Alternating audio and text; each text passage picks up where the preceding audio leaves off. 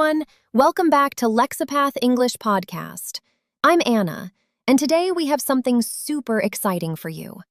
If you've ever wondered why native speakers say things like run into or give up instead of just meet or quit, you're in the right place.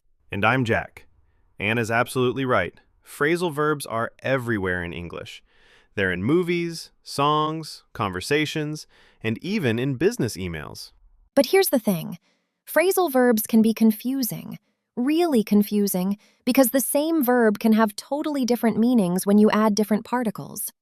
Like, take off can mean to remove clothes or for a plane to leave the ground. Crazy, right? Exactly. So today, we're going to break it all down for you. We'll cover what phrasal verbs actually are, the different types, tons of examples you can use right away, and some powerful tips to help you master them. And I promise you this, by the end of this episode, you'll understand how phrasal verbs work, you'll know at least 20 common ones, and you'll have practical strategies to remember them and use them confidently. Stick with us because we're also going to share some mistakes that even advanced learners make, and how to avoid them. All right, Jack, let's start with the basics. What exactly is a phrasal verb? Great question, Anna. A phrasal verb is a combination of a verb and one or two particles. These particles are usually prepositions or adverbs. Words like up, down, in, out, on, off. And here's the tricky part. When you combine them, the meaning often changes completely. It's not just verb plus preposition. It becomes a whole new meaning. Let me give you an example. Take the verb look. Simple, right? It means to use your eyes to see something. But add different particles and watch what happens. Look up means to search for information. Look after means to take care of someone. Look down on means to think you're better than someone. Look forward to means to be excited about something. See, same verb, completely different meanings. That's the magic and the challenge of phrasal verbs. Now let's talk about types.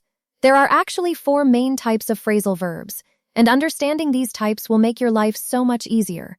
Type 1 is transitive separable phrasal verbs. Big words, I know. But it's simple. Transitive means they need an object. Separable means you can put the object between the verb and the particle. For example, turn off the lights. You can also say turn the lights off. Both are correct. But here's an important rule. If the object is a pronoun, like it or them, you must separate them. You have to say turn it off. You cannot say turn off it. That's a common mistake, so remember that rule. More examples of separable phrasal verbs: pick up, put on, take off, write down, fill out. Type 2 is transitive inseparable phrasal verbs. These also need an object, but you cannot separate them. The object always comes after the complete phrasal verb. For example, run into, which means to meet someone by chance. You say, I ran into my teacher yesterday. You cannot say, I ran my teacher into. Exactly. Other examples: look after, get over, come across, deal with, count on. Type 3 is intransitive phrasal verbs. These don't need an object at all. They stand alone. Like wake up, you can just say, I woke up early, no object needed, or break down, the car broke down. Now more examples. Show up means to arrive. Give up means to quit. Work out means to exercise. Grow up means to become an adult. And type 4, these are 3-word phrasal verbs. They have a verb plus 2 particles. These are super common in conversation, like look forward to, I'm looking forward to the weekend, or run out of, we ran out of coffee this morning. Other examples: put up with means to tolerate.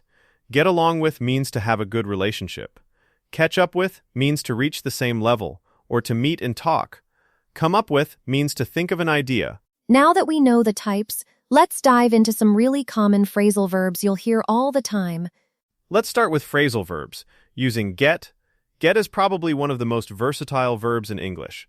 Get up means to rise from bed. I get up at 7 every morning. Get on means to enter a bus, train, or plane. Let's get on the train. Get off means to exit a vehicle. We need to get off at the next stop. Get over means to recover from something. It took me weeks to get over that cold. Get along means to have a good relationship. Do you get along with your coworkers? Get away means to escape. The thieves got away before the police arrived. Now let's look at phrasal verbs with take. Take off can mean to remove clothing. Take off your shoes, or it means a plane leaving the ground. The plane takes off in 10 minutes. Take on means to accept responsibility. She took on the new project. Take out means to remove something or to go on a date. He took her out for dinner. Take after means to resemble a family member. You really take after your mother. Take back means to return something. I need to take back this shirt to the store. Phrasal verbs with put are also super common. Put on means to wear something. Put on your jacket. Put off means to postpone. Let's put off the meeting until next week. Put up with means to tolerate. I can't put up with this noise anymore. Put away means to store something. Please put away your toys. Put down can mean to place something on a surface. Put down your bag, or to criticize someone. Don't put yourself down. Let's talk about phrasal verbs. With turn on means to start a device. Turn on the television. Turn off means to stop a device. Don't forget to turn off the lights. Turn up can mean to arrive. He turned up late to the party, or to increase volume. Turn up the music. Turn down means to decrease volume, or to reject. She turned down the job offer. Turn into means to become the caterpillar turned into a butterfly. Turn around means to reverse direction. We had to turn around because we forgot something. Okay, listeners, I know that's a lot of information, but here's where we give you the really valuable tips. How do you actually learn and remember all these phrasal verbs? Tip number 1. Learn phrasal verbs in context. Never just memorize lists. Always learn them in sentences or stories.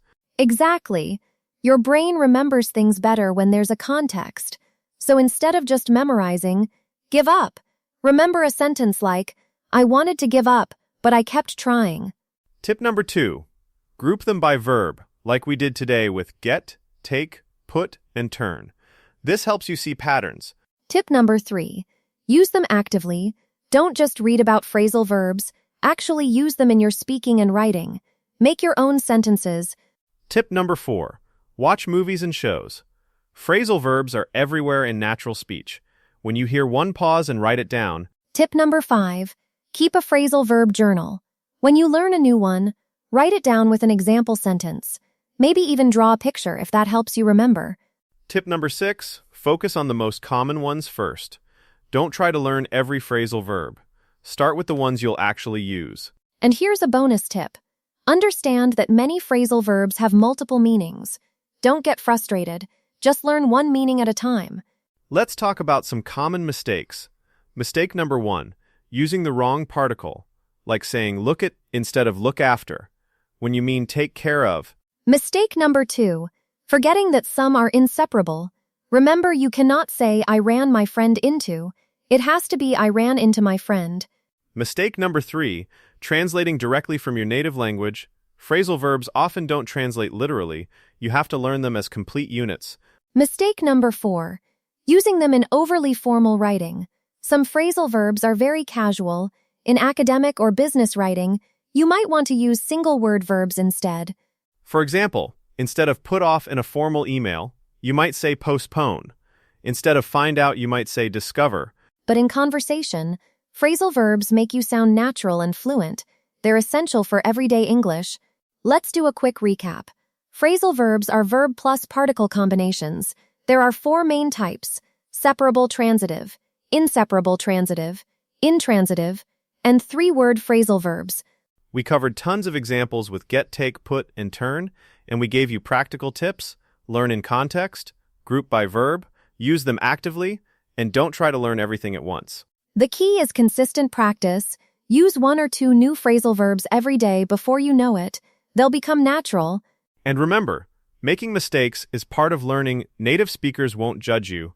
They'll actually be impressed that you're using phrasal verbs. So our challenge for you today: choose 3 phrasal verbs from this episode, make sentences with them, and try to use them in conversation this week. Share your sentences with us in the comments. We'd love to see what you come up with. And if you enjoyed this episode, please subscribe to Lexapath English Podcast. We're here every week with practical English lessons, tips, and strategies to help you become more confident and fluent. Thanks so much for listening, everyone. Keep practicing, keep learning, and we'll see you in the next episode. Don't give up on your English journey. Bye, everyone.